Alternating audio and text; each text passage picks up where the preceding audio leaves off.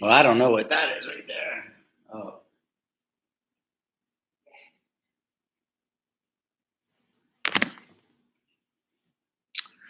Good afternoon, people.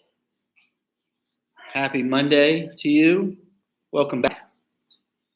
I see some of you are joining me. It's wonderful. Glad to see you. Hope you guys are doing well. This is the first week of the beginning of the end of the quarter. Hi. Um, so you got work today? Maybe you got a little bit. I don't know. Maybe you got a lot. I think I sent you hi. I sent you an assignment. Hopefully you check that out. It's pretty straightforward. Hey, we can look at that. Actually, we're going to do a Zoom meeting tomorrow. So check Classroom. I put the invitation up there. And we can cover things relative to class once the Zoom meeting starts tomorrow. So check that out. I don't know about pass fail. Sounds like a good idea to me, but that is not my idea. I've heard they're talking about it, but I don't know. You can't go to the school in the summer because I don't know why. Maybe they'll have summer school. Maybe school will just keep going.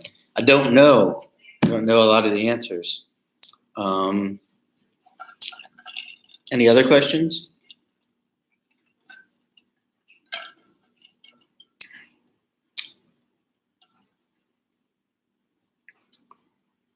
No?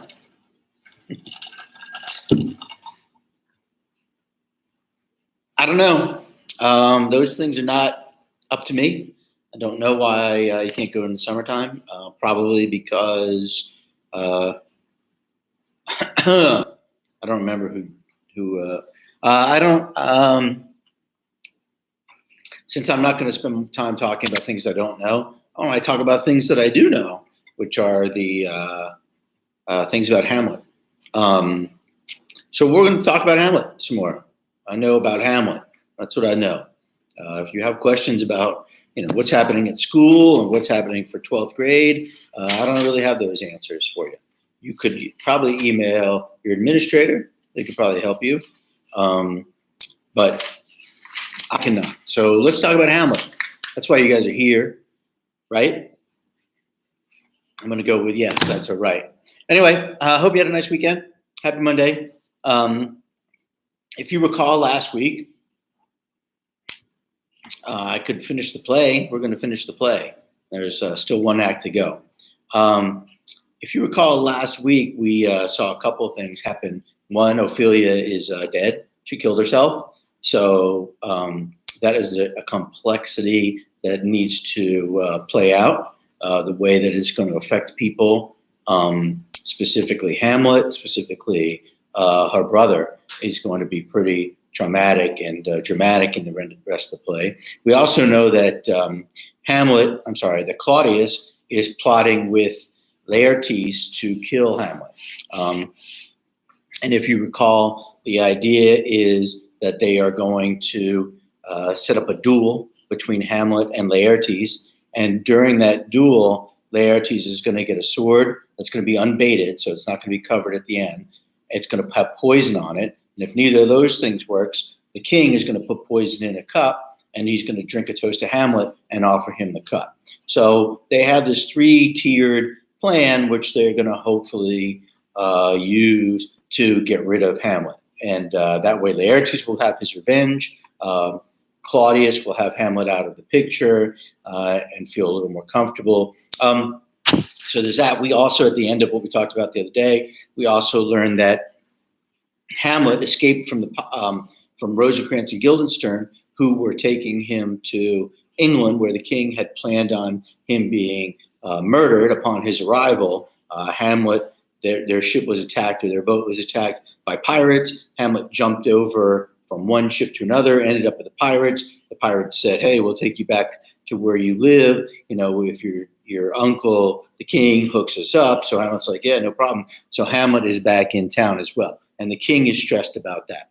So at the very end of what we saw the other day, the queen comes in. She tells Hamlet that she tells Claudius that and Laertes that Ophelia is dead, that she drowned. She fell in accidentally, but then she didn't save herself, so she basically killed herself. And that's where we left off. So I'm going to turn this on here, get it queued up. We'll skip around a little bit today. There's some good scenes in this, but it's kind of long, and I don't know that it's that important to cover, with the limited time that we have together.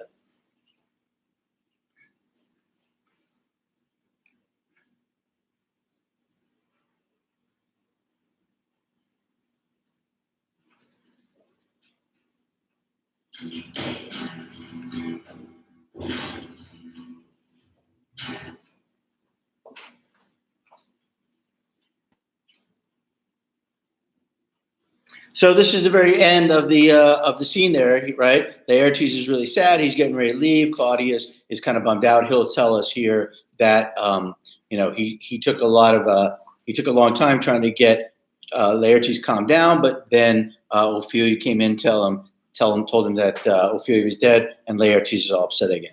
Interesting thing to watch here is this part right here.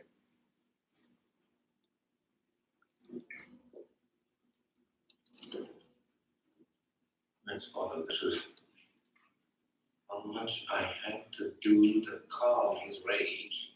I feel like this will get it started again. Therefore, let's follow.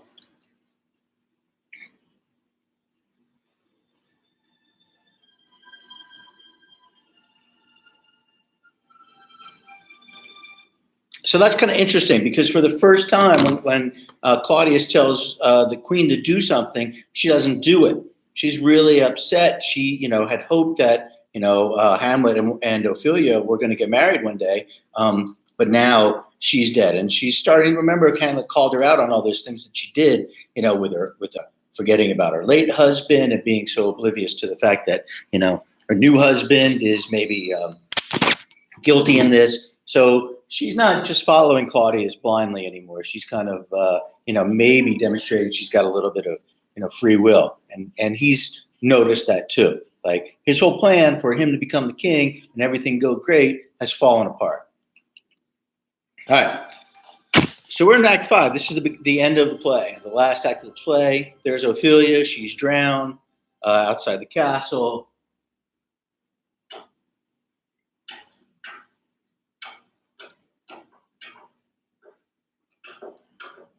So this is called the Gravedigger scene, and it's a pretty important, it's a pretty widely known scene, famous scene in the play. And basically what's going on is that these two gravediggers are in the middle of the night digging a grave for Ophelia. We, the audience, know, everybody knows it's for Ophelia, except for Hamlet, because Hamlet's been away, so he doesn't even know Ophelia is dead yet. So it's a pretty funny scene in this particular version of the play. They cast Billy Crystal, you know him as, or probably know him by his face, as the gravedigger, and it's comedy. So he's telling a lot of jokes here. And why do you think they put a comedic scene in here, a funny scene in the middle of the play where these bad things are happening? It's a rhetorical question, but I'll let you think about it. Maybe I'll answer it.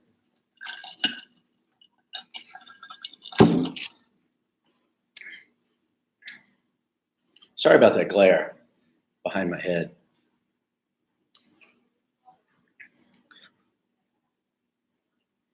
Nobody's answering. So I'll tell you, right? It's called comic relief, all right? And the fact is you can't have all this heavy stuff happening over and over and over again and then not split it up. So they throw comedy in every once in a while. And this is a funny scene, and they're joking back and forth.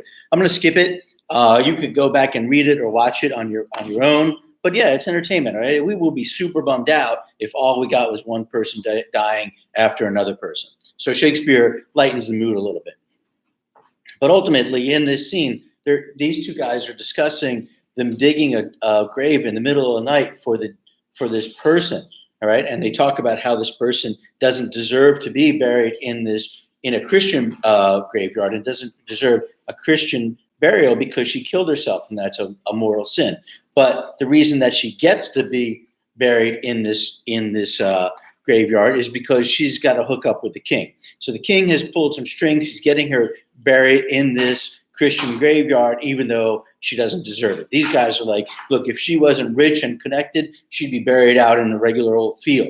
All right. So again, if you talked about once before, the idea that rich people get away with things that poor people don't, this is another thing, right? His money and his power could influence this. So we're going to skip ahead, and basically I'm going to skip to where Hamlet comes back and he sees what's going on.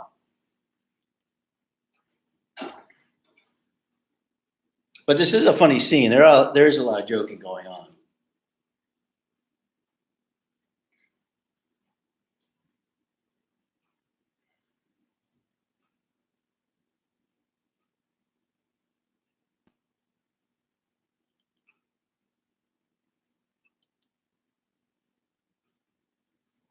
Titus could say, "Good morrow, sweet Lord, how dost thou, sweet Lord?"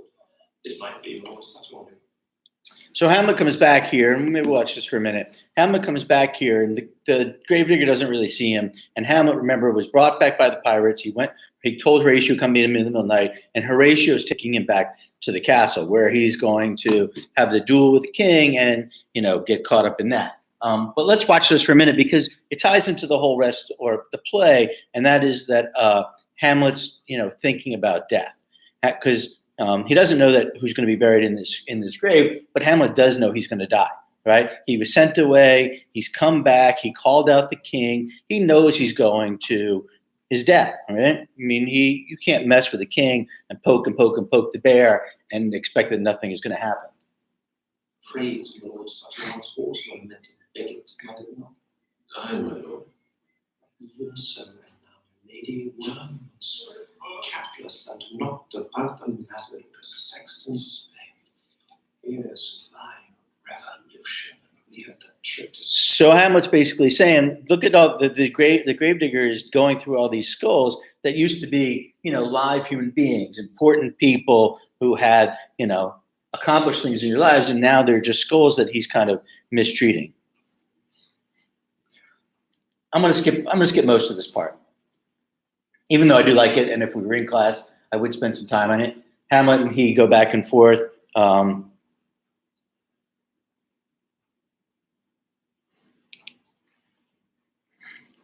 one of the things that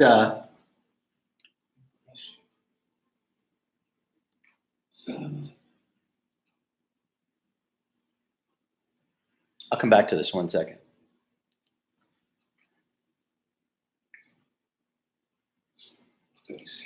So this is the scene.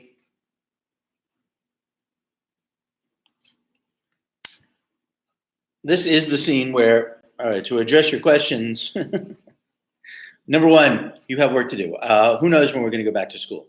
All right. It might be, it might be in May. It might be in June. It might not be till September, which doesn't affect you guys at all because you're, not coming back. So we're continuing to do work. You have 2 more assignments. It's not just busy work. There are 2 assignments to work on this week and next week.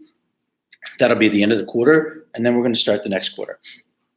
Anyway, the famous scene where you see Hamlet holding that skull, well, this is it, right? But he's not talking about to be or not to be like we talked about. Really what he's talking about is the gravedigger says, remember this skull or see this skull? This is old Yorick. Yorick. And Hamlet's like, oh, Yorick, I knew him, right? So when you see that scene somewhere in the future, and you will, okay, he's not saying to be or not to be. He says, alas, poor Yorick. I knew him, Horatio.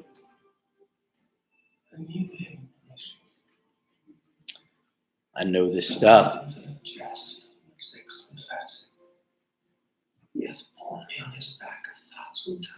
So Yorick, Yorick was the court jester, the joke teller. That's like young Hamlet. So here is a guy from Hamlet's childhood who he loved, cared about, and now he's turned into, just a dust, a skull. And Hamlet's coming to terms with the idea of what happens to you after you die, right? You just turn into dust. The things that you've done in your life, they don't really matter anymore because Hamlet's heading to his own death. So we'll skip a little bit, and this is going to get to where it gets exciting. Remember that the Hamlet's been away. He doesn't know Ophelia's dead, and he doesn't know whose grave this is. We all know that Ophelia is going to be buried in this, but the irony is that he doesn't know. So he's going to hear voices, and he's going to go hide, and this is what's going to happen here. So let's watch this part.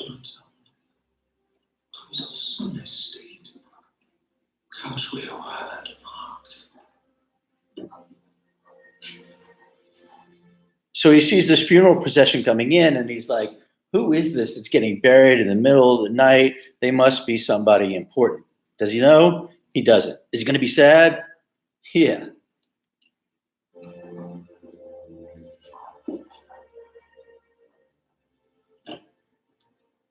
So there's Laertes, the priest, the king and the queen. What ceremony else? What ceremony? So Laertes says, what else are you going to do to the priest? Like, is there more ceremony than just putting her in the hole, right? And then Hamlet says, that's Laertes, a very noble youth. So you can tell that Hamlet likes Laertes. We haven't really seen them interact almost at all, but he says good things about Laertes. He doesn't hate Laertes, right? There's no bad blood between Laertes and Hamlet, really. Many else. Her obstacles have been as large as we her warranties. Her death was doubtful. But that great commander sways the order. She should in ground and sanctified her lodge till the last trumpet. For charitable prayer, shards, flints, and battles should be thrown on her. Yet here she has her virgin rites, her maiden instruments, and the bringing of bell and burial. Must there no more be done? No more be done. We should profane the service of the dead to sing sage requiem and such rest to hers to please parted souls. Lay her in here. So Laertes is like, what else is, what are you going to say about him? I'm sorry, to the priest, what else are you going to say about her? And the priest is like, I'm not going to say anything else. She doesn't deserve to be buried here. She should be buried out in a field somewhere. And the only things that should be cast on her grave are like, shards and flints and rocks and stuff. She doesn't deserve any more, praise or prayer. It's offensive to the people who died of real, natural, peaceful deaths. She's a sinner. She doesn't get to be here. And he says, if it weren't for the king, she wouldn't be here. All right. So the priest is fed up. He's like, I'm just doing this because they tell me to do it. All right. And I'm not going to say anything else. And from her fair and unpolluted flesh may violets spring. The cherished priest. A ministering angel saw my sister be when thou liest howling. What?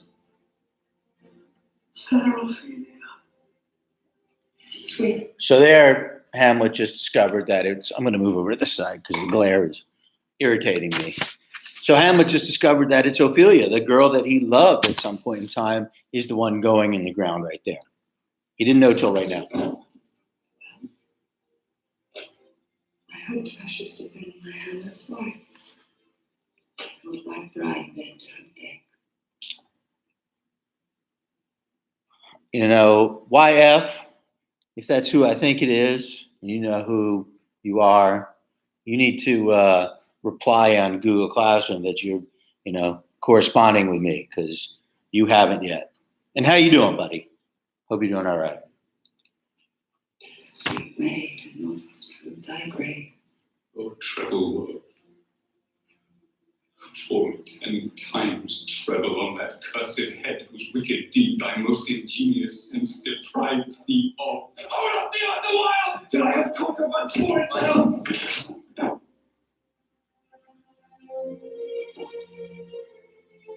I guess Laertes really, really, really loves his sister. Flat a mountain you have made to art up Ordean, while the sky is head up no Because he jumps into her open grave, pulls her up, and said,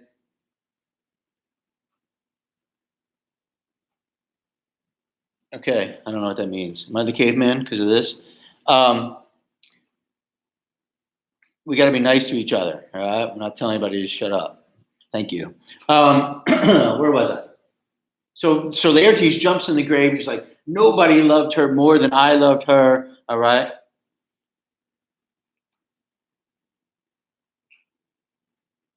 Okay. Nobody loved her more than I loved her, you know, and he jumps in and he hugs his sister, and then Hamlet, he sees his Laertes do that, and he gets upset, and he stands up. Whose grief bears such an emphasis, whose phrase of sorrow conjures the wandering stars and makes them stand like wonder wounded hearers. This is I, Hamlet the Dane! The devil take thy soul! Not brass, not when I take my fingers from my throat, although I am not spirited and rash. If I may something which that I was from fear, hook off thy hand, pack them asunder. So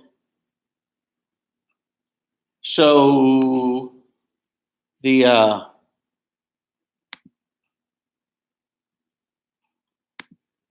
what was I just doing here? Hamlet says, I loved her a bunch too, right? You're not the only one who loved her. Laertes, he's mad at Hamlet because Hamlet killed his father, right? And you know, he probably blames Hamlet for the death of his sister as well. And he jumps out of the grave and goes after Hamlet. He tackles him and holds him down. Hamlet's like, dude, you better get off of me. He's like, I'm a pretty mellow guy, but you don't want to push me because, you know, things are going sideways and you'll be in the middle of something that you don't want to be in the middle of. Hamlet, Hamlet! I want to be quiet while I fight with you upon the steam until my eyelids no longer wear. Oh, my son, what be? I love Ophelia! 40,000 brothers could not with all their quantity of love make up thy son! What does that do for her? For the love of God! Show me what to do. What I mean, to fight, huh? To fast, to tear myself with drink out. I shall eat a crocodile. I'll do it. Thou come here to whine. Thou face me with leaping in her grave. Be perished, pray for her, so will I. And if thou prate of mountains, let them throw millions of acres on us, till our ground, singeing his prate against the burning zone, make Ossa like a wolf, make a dog mouth. I'll rest as well as thou. I must have while the people look on him. And all his patience, the female dogman at her broken pockets, eyes closed, his silence and sit drooping. Yes. What is the reason that you use me thus? I loved you, Evan. But it So Hamlet's like, you know, why are you being so rude and disrespectful to me? I've never treated you bad. But is Hamlet really, you know, is that true? I mean, maybe he was cool with Laertes, but the fact is he did kill Laertes' father. And, you know, he doesn't maybe remember that right now. But right now they're just fighting over, you know, who loved Ophelia more, which is a ridiculous thing for them to fight over, right? So anyway, this is going to wrap up here. is no matter. Let Hercules himself do what he may. The cat will mew, and the dog will have his day. I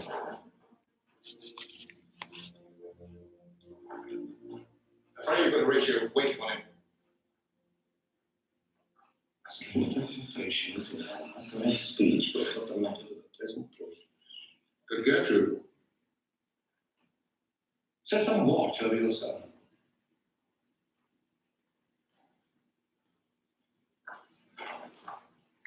So Laertes, not Laertes, Claudius tells Laertes, hey, you know, calm down. We've got a whole plan. We're going to get this, you know, taken care of. Just remember what we came up with. And then he tells and Hamlet leaves, and he tells Ophelia, set some watch upon your son. And two things. He's saying, well, number one, okay, keep an eye on him. And number two, he refers to Hamlet as your son. He's not our son anymore. He's not my son anymore. He's your son, right? Remember, he said, think of me as a father and an uncle, Hamlet, right? But all that is gone. Hamlet is not a concern that Claudius has anymore. Hamlet's making Claudius's life, super duper complicated. This grave shall have a living monument, and out of quiet shall vision we see. Till then, in patience, our proceeding be.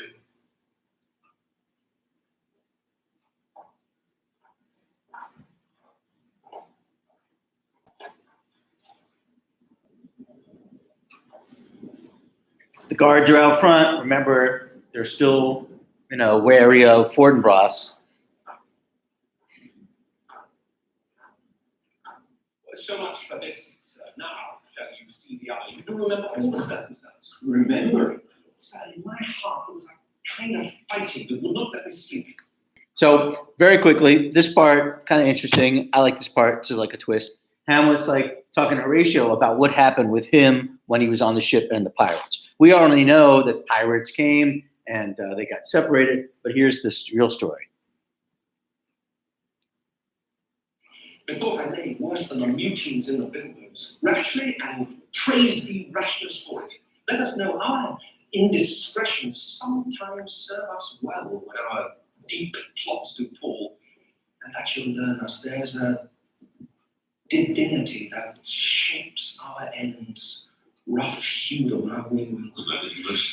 Up from my cabin, my sea gown scarfed about me in the dark, groped I to find out their pattern, my desire, fingered their packet, and in fine, withdrew to my own room again, making so bold my ears, forgetting manners, to unseal their bright commission, where I found. So Hamlet's saying basically he woke up in the middle of the night. He didn't trust Rosencrantz and Guildenstern, and while they were sleeping, he went through their bag and he found the letter, the sealed letter that we saw the king give to them earlier on.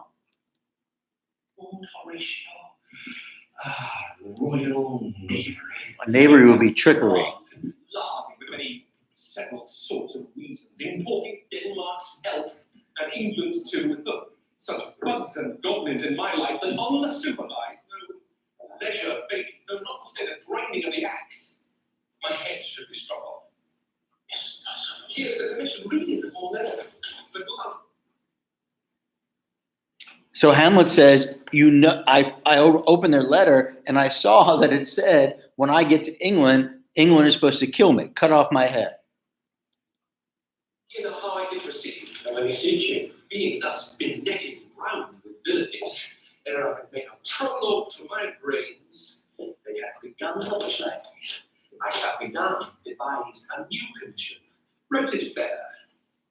I once did hone it as our statists do, a baseless to write there, and laboured much I could forget that learning. But sir, now, it did me human service. Without only effect of what I wrote, my lord, an earnest conjuration from the king. As England was. So Hamlet wrote a new letter, as love between them like a part. pretended he was the king. Should still her weak garland wear, stand a comma between their amities, and many such like ases of great judge, but on the view and know of these contents, without debate but further more or less, he should those bearers put to sudden death. Not shriving time allowed. How is this seen?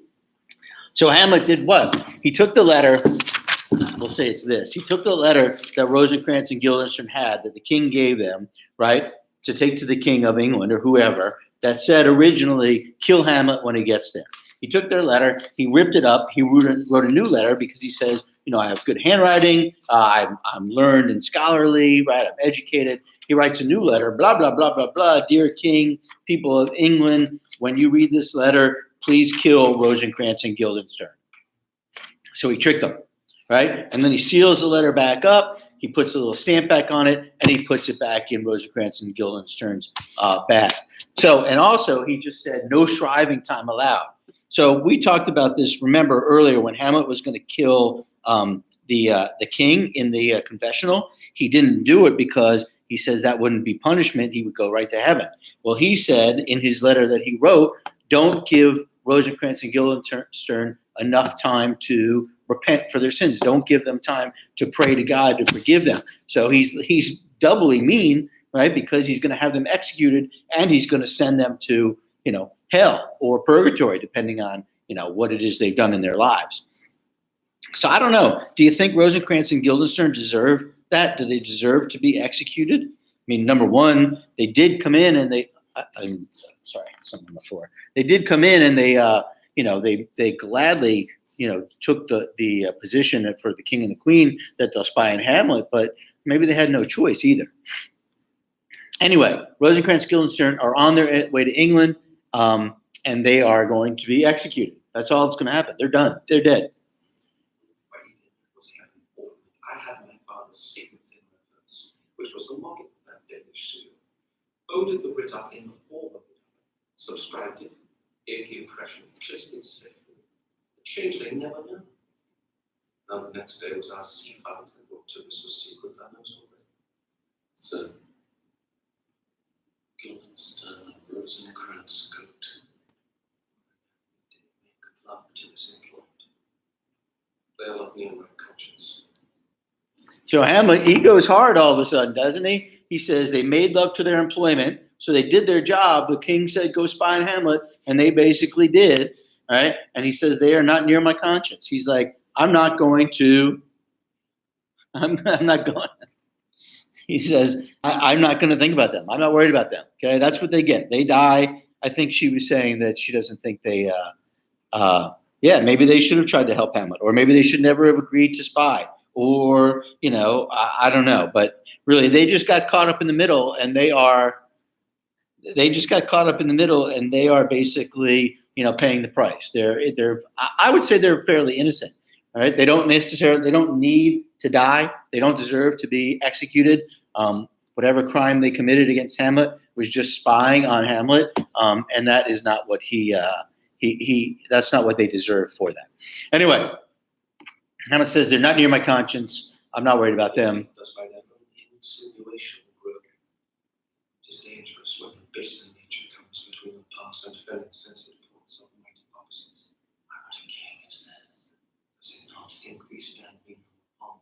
He that killed my king and whored my mother, popped in between the affection of my hopes, thrown out his anger for my proper life. Such castage is not perfect conscience to quit him with his arm, and is not to be damned to let this canker of our nature come in further. Give us the shooting a day from little. What is the issue of the business there? It will be short. All right. So I don't really know if we need to have all the commentary going on the right there. All right. I want to finish up here. So, it's been a half hour. The Hamlet basically says, isn't this all enough now to see what kind of king that we've got? That doesn't he deserve to be taken care of? Hasn't he done enough? And doesn't he deserve this? He's like, and nobody will be damned. Nobody will be punished, by getting sent to hell for taking care of a devious guy like himself. All right, we are going to stop right there. Let me tell you where we are exactly. There's a funny scene that comes up tomorrow, and we are very close to the end of the play. It's getting there. They should have, but they don't. Yeah, they don't deserve to be executed. I don't think so either. All right. So thanks for coming, guys. Tomorrow I'll do this again around this time. Do go on Classroom and get the information about Zoom. The meeting tomorrow, if you want to. Google Classroom. If you want to take part in Google, like a back and forth on Zoom tomorrow, we can do that. If you have questions about what's going on, there's the assignment on Classroom. So you don't have to show up. You don't have to have a conversation with me on Zoom. But if you want to check in, see what's going on. Also, if you have questions about your grade or whatever, you can send me a message as well. You have all the way to contact me. Hopefully, the Zoom lesson, the Zoom session, how to get on the Zoom session is explained on Google Classroom. All right, guys, have a great day. Stay safe. Wash your hands. Enjoy the weather. See you tomorrow. Bye.